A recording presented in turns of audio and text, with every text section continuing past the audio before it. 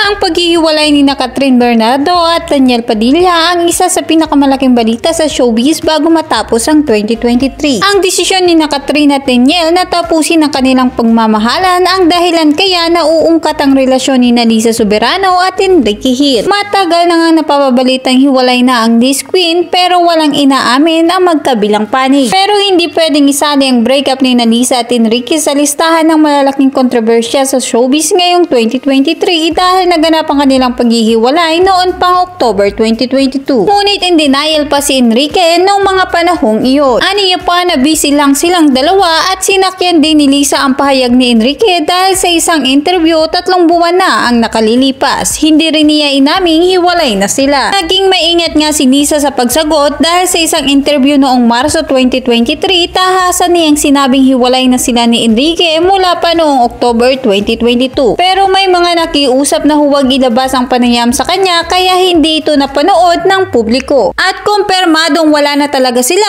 at 1 taon na ang nakalilipas. At ang nakaraan lang ay kinumpirma naman ang hiwalayang Catherine at Daniel na tumagal din ng 11 taong pagmamahala. So that's all for today mga ka-chika. This is your Project EO. Please like and subscribe. See you at my next chika.